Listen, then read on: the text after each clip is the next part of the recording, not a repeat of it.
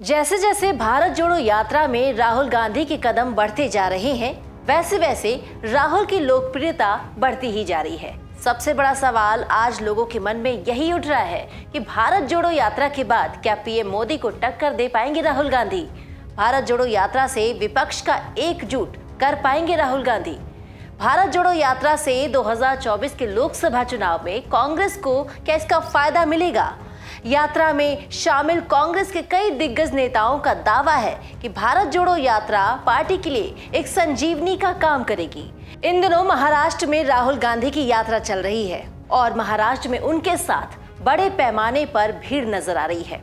तमिलनाडु के कन्याकुमारी से 7 सितंबर को शुरू हुई ये यात्रा शनिवार को 66वें दिन प्रवेश कर गई है और अब तक 6 राज्यों के 28 जिलों से गुजर चुकी है। कांग्रेस की भारत जोड़ो यात्रा ने रविवार को महाराष्ट्र में एक दिन का रेस्ट लिया है और ये सोमवार को हिंगोली जिले के कलमनुरी से वाशिम के लिए प्रस्थान करेगी। अगर महाराष्ट्र की बात करें तो जिस तरह से एनसीपी और शिवसेना के नेता राहुल गांधी के साथ चलते हुए नजर आए हैं, इससे महाराष्ट्र में एकजुट विपक्ष की तस्वीर फैली हुई है और शिवसेना एनसीपी के कार्यकर्ता भी राहुल गांधी की इस यात्रा के बारे में चर्चा कर रहे हैं। जिस तरह से राज्य में सरकार बदली, इस यात्रा से सरकार के सामने महाविकास अघाड़ी अपने आप को मजबूत और एकत्रित विपक्ष के तौर पर पेश करती हुई दिख रही है और आने वाले शीतकालीन सत्र में क्या इसका असर विधानसभा में दिखा पाएंगे, ये सबसे बड़ा सवाल बना हुआ है और ये आगे देखना अहम होगा। यात्रा की खास बात तो यही है कि कांग्रेस कार्यकर्ता जो पिछले कई समय से सोए हुए थे या फिर कह सकते हैं हताश थे, वो एक बार फिर सड़कों पर लौट आए हैं। बड़े समय बाद कांग्रेस के कार्यकर्ता और लगभग सभी नेता एक साथ एक समय पर देखे गए।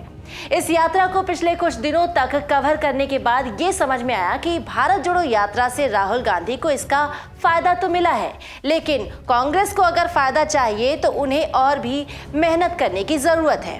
कांग्रेस नेता राहुल गांधी ने जब से भारत जोड़ो यात्रा की शुरुआत की है, बीजेपी की केंद्र और राज्य की सरकारों पर हर दिन कई आरोप और लगाते हुए सुने जाते हैं। राहुल के बीजेपी पर हमला करने का तरीका पहले से और भी ज्यादा शार्प हो गया है। इसी सिलसिले में राहुल गांधी ने महाराष्ट्र में यात्रा के 6ठे दिन शनिवार रात कलमनुरी में एक जनसभा को संबोधित किया था और उस दौरान उन्होंने कहा कि उनके नेतृत्व में हो रहे इस पैदल मार्च का संदेश है कि भारत को बांटा नहीं जा सकता और नफरत को फैलने नहीं दिया जाएगा।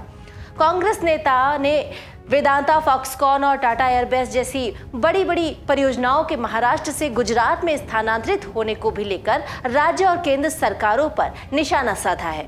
कन्याकुमारी से शुरू हुआ उनका ये सफर कश्मीर जाकर रुकेगा और इस बीच कई जगहों से गुजरेंगे राहुल गांधी और जहां हर तबके के लोगों से वो मिल रहे हैं। पिछले कुछ वर्षों से राहुल गांधी की जो छवि सरकार और सोशल मीडिया ने टीवी मीडिया के माध्यम से जो बनाई गई है, उसे हर हद तक खत्म करने के लिए ये यात्रा फायदेमंद हो सकती है।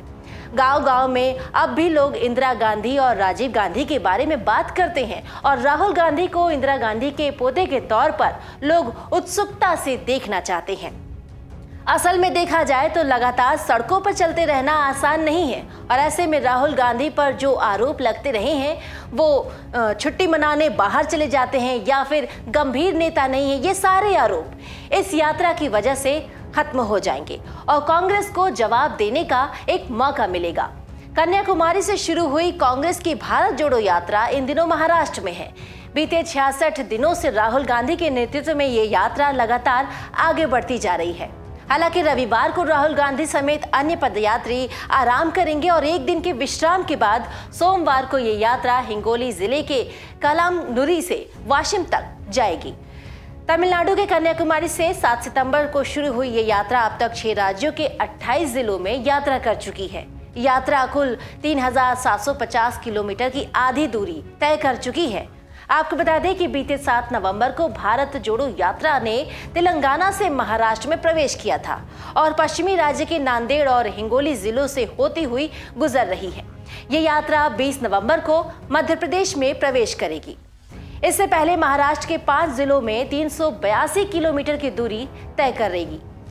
इसने 7 नवंबर की रात को पड़ोसी राज्य तेलंगाना से महाराष्ट्र में प्रवेश किया था और कांग्रेस की जनसंपर्क पहल 20 नवंबर को मध्य प्रदेश में प्रवेश करने से पहले महाराष्ट्र के 5 जिलों में 382 किलोमीटर की दूरी तय कर जाएगी। बहरहाल रविवार को रेस्ट करने के बाद सोमवार से राहुल नई एनर्जी के साथ महाराष्ट्र में हिंगोली जिले के कलामनूरी से वाशिम तक लोगों से जुड़ने निकलेंगे। डाउनलोड करें अमर उजाला ऐप और पाएं खबरें लगातार। अगर आप ये वीडियो YouTube पर देख रहे हैं तो हमारे चैनल को सब्सक्राइब करें और बेल आइकन को दबाना ना भूलें। अगर आप Facebook पर ये वीडियो देख रहे हैं तो हमारे पेज को लाइक करें।